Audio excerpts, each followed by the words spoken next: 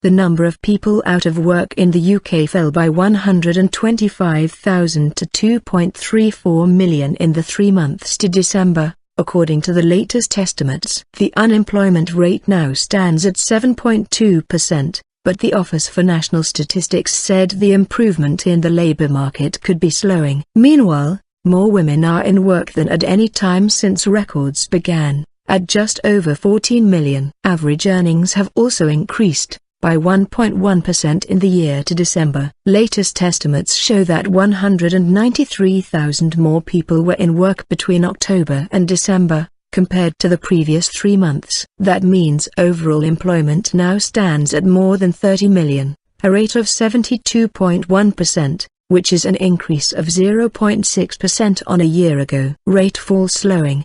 The number of people claiming job seekers allowance fell by 27,600 in January to 1.22 million, its 15th consecutive monthly drop. ONS figures released last month put the unemployment rate at 7.1%, slightly less than this month's estimate of 7.2%. However, the ONS insists the latest statistics show a fall in the unemployment rate, because the most meaningful comparisons are made quarterly in order not to rely too much on a single month's figure. On that basis, the rate of unemployment in the 3 months to December fell by 0.4% on the previous quarter, when it stood at 7.6%. Nick Palmer, the ONS's senior labour market statistician, said, "The main conclusion that should be drawn from these latest figures is that the rate at which unemployment has been falling is likely to have slowed down." Youth unemployment. Youth and long-term unemployment have also fallen, but there has been little change in the number of people classed as economically inactive,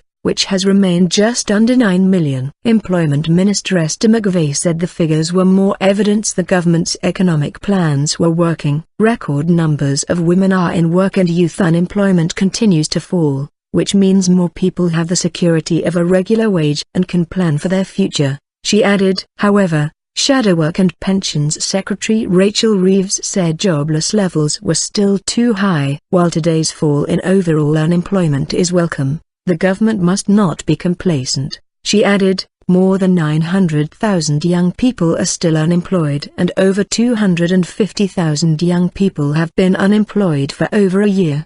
The number of people in part-time jobs now stands at 1.4 million, a fall of 29,000 over the latest quarter, but 46,000 higher than a year ago. Bank of England. According to the ONS figures, the number of self-employed workers increased by 172,000 to 4.37 million. The unemployment rate remains a key focus for the Bank of England, but it is no longer linked to Governor Mark Carney's pledge to keep interest rates at record lows. The bank had pledged not to consider a rate rise until unemployment fell to 7%, but with that target set to be reached much earlier than expected, the guidance has been replaced. Policy will now be determined not just by unemployment, but by a wider range of indicators, including wage growth and productivity. Mr. Carney also warned the recovery was not secure and that when rates rose, they would do so only gradually. Analysts say that despite the latest jobs estimates being less buoyant than in previous months, they could hint at some more positive signs for the UK economy,